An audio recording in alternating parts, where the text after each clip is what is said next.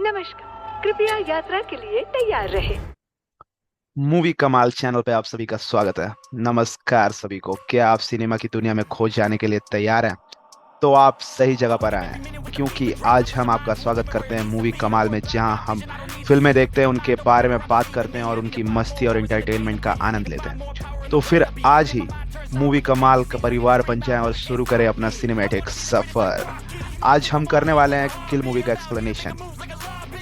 निखिल नागेश भट्ट ने इस मूवी को डायरेक्ट किया है। किल एक इंटेंस एक्शन फिल्म है जिसमें धमाकेदार एक्शन सीक्वेंस और इमोशनल उथल पुथल शामिल है। यह फिल्म एक भारतीय कमांडो की कहानी है जो बदल जाता है एक खौफनाक किलर में। लक्ष्य ने इस फिल्म में डेब्यू किया और अमृत राठौड़ के रोल में उनके साथ हैं अभिषेक चौहान वीरेश के रूप में। तानिया, जिन्हें आपने देखा होगा नेटफ्लिक्स की सुटेबल बॉय में, वो निभा रही हैं तुलिका सिंह का किरदार। राघव जुएल फिल्म में मेन विलन बने हैं फनी के किरदार में। फिल्म की शुरुआत होती है अमृत राठौड़ और वीरेश के साथ, जो सीमा पार से एक मिशन पूरा करके लौट रहे होते हैं। रास्ते में वीरेश बताता है अमृत को कि उसकी गर्लफ्रेंड तुलिका ने उसे कांटेक्ट करने की कोशिश की है। तुलिका की सगाई होने वाली है उसके माता पिता की पसंद के लड़के से, और वो इस वजह से अमृत से मिलना चाहती है। ये सुनते ही दोनों सगाई की पार्टी में जाने का फैसला करते हैं ताकि तुलिका को वहां से ले जा सके। लेकिन तुलिका उन्हें मना कर देती है क्योंकि पार्टी में कई लोग वेपन्स लेकर आए होते हैं। वो सुझाव देती है कि दिल्ली पहुंचने के बाद वो माता पिता से इस बारे में बात करेगी। अमृत, वीरेश, तुलिका और उसका परिवार बैठता है एक दिल्ली जाने वाली ट्रेन में, बिना ये जाने कि आगे क्या होने वाला है। ट्रेन में अमृत और तुलिका साथ में समय बिताते हैं और अमृत प्रपोज करता है तुलिका को शादी के लिए, और तुलिका इसका जवाब हाँ से देती है।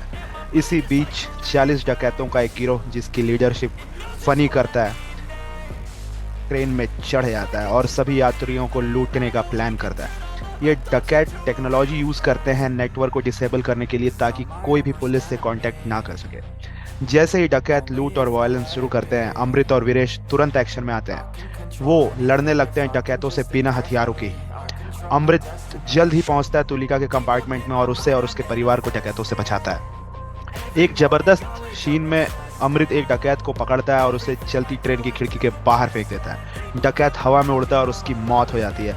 अमृत अपनी ताकत और क्रूरता का प्रदर्शन करता है जो दर्शकों को चौंका देता है। वीरेश भी पीछे नहीं रहता, वो अपनी तेज मूवमेंट और कराटे स्किल्स का उपयोग करके डकैतों को धराशाही कर देता है। एक सीन में वो एक साथ कई डकैतों को मार गिराता है, जो उसकी फाइटिंग स्किल्स को दिखाता है। लेकिन धीरे धीरे डकैतों की संख्या ज्यादा होने के कारण अमृत और वीरेश पर दबाव बढ़ने लगता है। उन्हें कई मोर्चों पर लड़ना पड़ता है और वे घायल भी होने लगते हैं। इसी बीच तुलिका भी डर पर विजय प्राप्त करती है और डकैतों से लड़ने का फैसला करती है। वो एक टेबल लैंप उठाती है और डकैतों पर हमला करती है। इससे ये पता चलता है कि तुलिका में भी साहस की कोई कमी नहीं है। मगर फनी वीरेश को बंधक बना लेता है और उसे मारने की धमकी देता है और उसे चोट पहुंचा देता है। और अमृत भी डकैतों से घिरा रहता है और वीरेश को बचाने में असमर्थ रहता है। वीरेश की मौत हो जाती है क्योंकि वो भारी रूप से जख्मी होता है। फनी क्रोधित होकर तुलिका की भी चाकू मारकर हत्या कर देता है। अमृत अपनी प्रेमिका की मौत को देखकर स्तब्ध रह जाता है और क्रोध से भर जाता है। तुलिका की मौत के बाद अमृत पूरी तरह से बदल जाता है। वो अब एक निर्दय हत्यारे में बदल जाता है जो डकैतों से बदला लेने की कसम खाता है, और उसके गुस्से का ज्वालामुखी फूट पड़ता है। उसकी आंखों में सिर्फ खून का रंग नजर आता है। वह किसी भी दया के बिना बेरहमी से डकैतों को मारना शुरू कर देता है। अमृत अब पहले वाला आम सा फाइटर नहीं रहा, वह एक खतरनाक हत्यारे में बदल चुका है जिसे अपनी प्रेमिका का बदला लेना है, जो डर पैदा करने के लिए किसी भी हद तक जा सकता है। एक सीन में वह एक फायर एक्सटिंग्विशर को उठाकर उसे एक डकैत के सिर पर पटक देता है, जिससे उसका सिर पूरी तरह से कुचल जाता है। ये सीन बेहद खौफनाक, लेकिन यह दर्शाता है कि अमृत अब कितना क्रूर हो चुका है। आखिरकार अमृत और फनी का आमना सामना होता है। यह लड़ाई बेहद खूंखार और खतरनाक होती है। फनी, जो मुख्य खलनायक है, अमृत के हाथों एक दर्दनाक मौत मरता है।